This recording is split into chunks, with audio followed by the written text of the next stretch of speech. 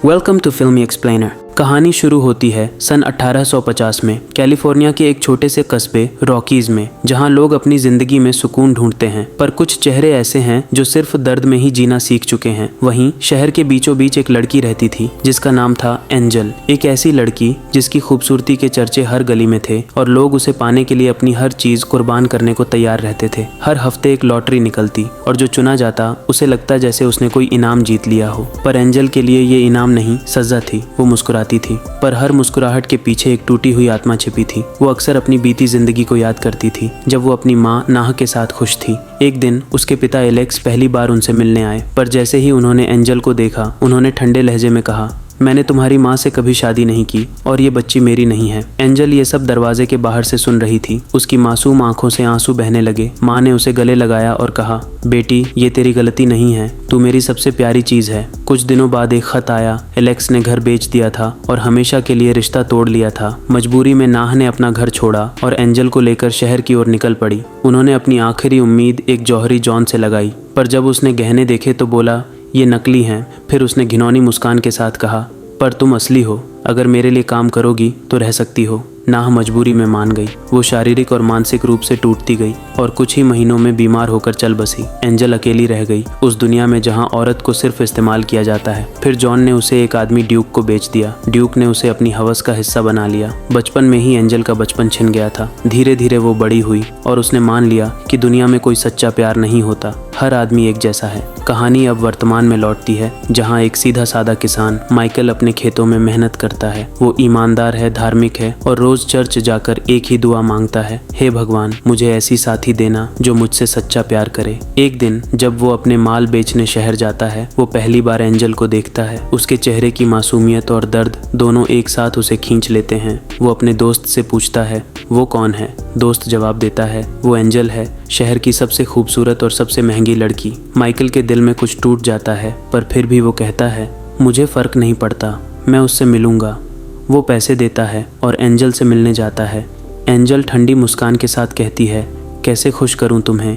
Michael जवाब देता है, मैं यहाँ खुशी खरीदने नहीं, बात करने आया हूँ। फिर वो कहता है, मैं तुमसे शादी करना चाहता हूँ। एंजल हंस पड़ती है। इस हफ्ते ये 5वां आदमी है जो मुझे शादी का प्रस्ताव दे रहा है, और फिर उसे कमरे से बाहर निकाल देती है। पर माइकल हार नहीं मानता। अगले दिन वो फिर आता है, 2 गुना पैसा देकर। कहता है, मैंने तुम्हें पहली नज़र में प्यार किया। पर एंजल ठंडी नज़रों से कहती है, तुम्हारा समय खत्म हुआ, अब जाओ। माइकल टूट जाता है, लेकिन फिर भी उसे नहीं भूल पाता। तीसरी बार वो फिर आता है।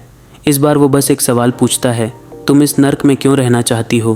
फिर धीरे से उसके माथे को चूमता है, क्या अब भी तुम्हें कुछ महसूस नहीं होता? एंजल जवाब देती है, नहीं, मैं तुमसे प्यार नहीं करती। माइकल चुपचाप चला जाता है। कहानी फिर पीछे लौटती है एंजल के अतीत में। जब ड्यूक ने उसे अपनी दुनिया में कैद कर लिया था, वो उसे छोटी उम्र से इस धंधे में धकेल देता है। फिर एक दिन किस्मत ने उसे दोबारा उसके पिता एलेक्स के सामने ला खड़ा किया।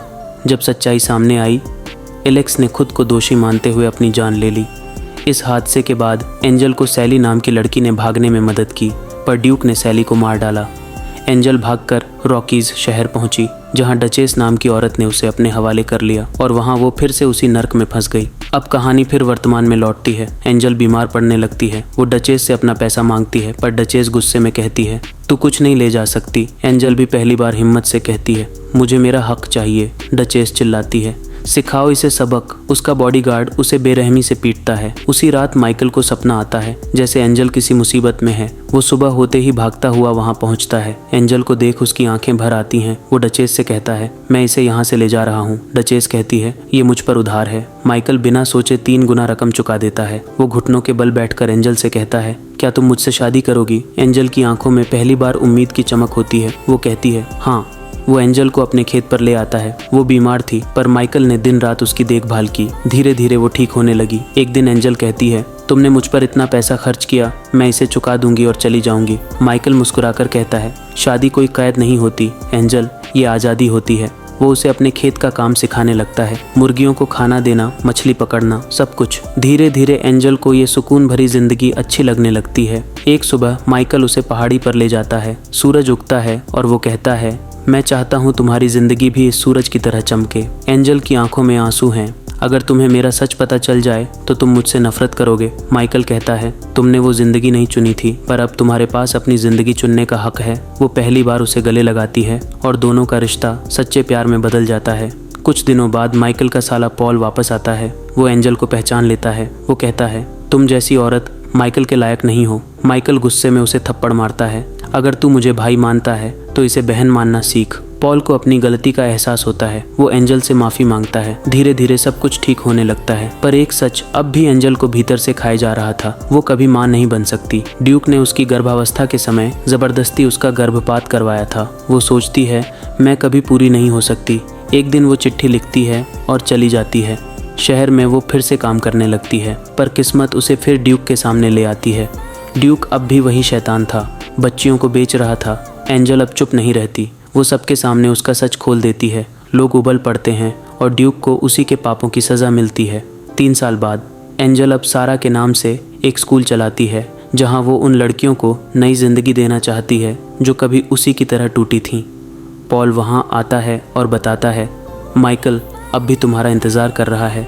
एंजल चुप रहती है, पर उसकी आंखें सब कह देती हैं। वो वापस लौटती है। माइकल खेत में काम कर रहा होता है। वो उसकी तरफ बढ़ती है, धीरे से कहती है, मेरा असली नाम सारा है और मैं तुमसे प्यार करती हूँ। माइकल मुस्कुराता है, जो दर्द हमें यहाँ तक लाया वही हमारी कहानी बन गया। वो अपनी माँ की अंगूठी निकालता है जो उसने सालों तक संभाल कर रखी थी और कहता है, वेलकम टू माई लाइफ। वो दोनों एक दूसरे को गले लगाते हैं। सालों का दर्द एक पल में पिघल जाता है। कुछ साल बाद माइकल झील किनारे मछली पकड़ रहा होता है। उसके पास एंजल आती है। उसके पेट में बच्चा है और उनका छोटा बेटा उनके साथ खेल रहा है। अब उनकी ज़िंदगी पूरी हो चुकी है। एंजल अब सिर्फ जिंदा नहीं बल्कि सच में जी रही है। कहानी ख़त्म होती है इस एहसास के साथ, कभी कभी प्यार हमें बचाता नहीं बल्कि हमें नया जन्म देता है।